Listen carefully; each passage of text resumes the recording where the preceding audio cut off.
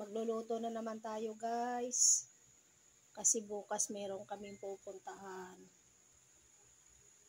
Lagay na natin yung mantika. Damihan lang natin kasi marami yung lulutuin ko. Dagdagan pa natin. Nilagay ko na nga pala yung bawang kasi mainit na yung mantika. Ang dami kong bawang na nilagay kasi marami din yung lulutuin namin para masarap at saka healthy. Malapit nang mag-brown yung bawang, kaya maya ilagay na natin yun, lagay na natin yung sibuyas, marami din. Yan, halo-haloin lang. Napakadaming sibuyas at saka bawang. Kasi nga, marami din ang lulutuin natin.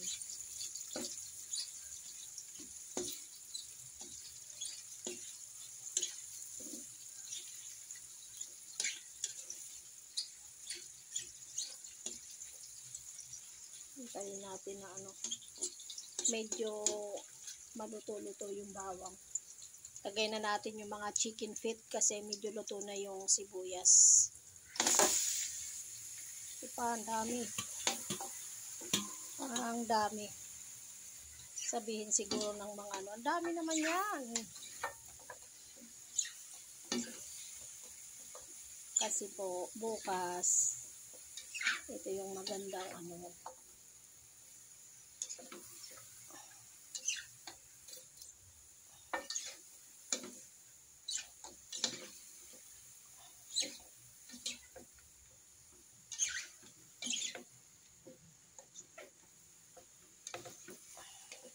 yan.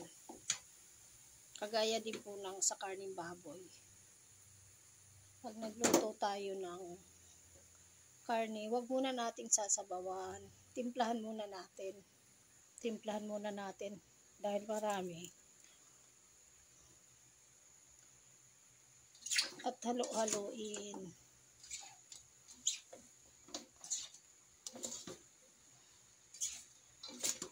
Hayaan lang po muna nating lumabas yung katas ng karne bago po natin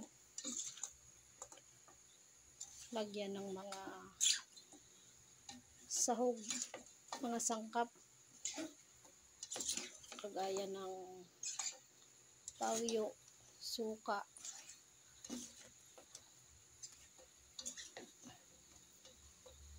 Ayan. Yung iba pag nagluluto, hindi hinahalong mabuti.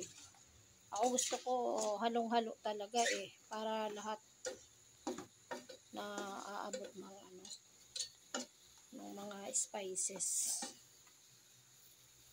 Lagyan na rin po natin ng paminta. Pamintang dorog. Damihan natin para masarap. Ubusan natin ito. Ground pepper pala yan. Tsaka yung semi-ground pepper. Pinaghahalo ko para talagang masarap. Yun. Haluin na naman. Yung lumalabas na yung lumalabas na yung katas ng karne.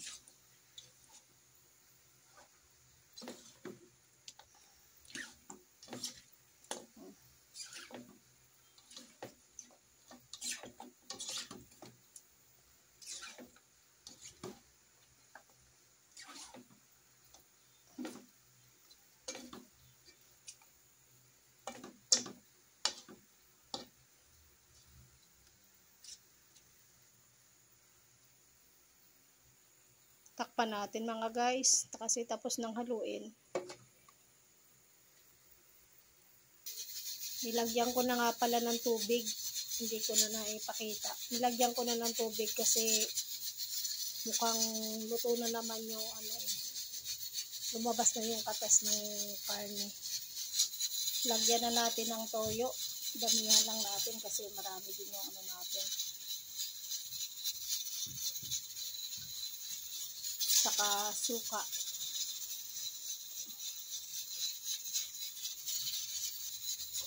Halo-haluin lang natin.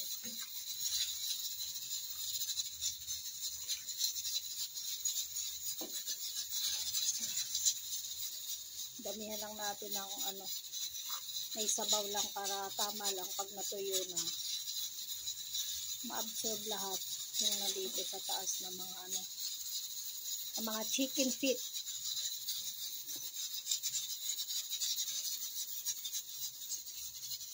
Ang dami. Ayan pa oh. May niluluto pa kami iba. Naka-pressure cooker.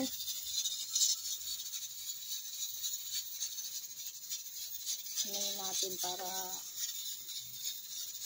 siya. Maabot ng para malasa talaga. Pag kumulo siya, maabot yung sa taas ng lasa ng tuyo at saka suka. Mamaya na natin lagyan ng sugar po para hindi siya lumapot. Lagyan na natin ng sukal.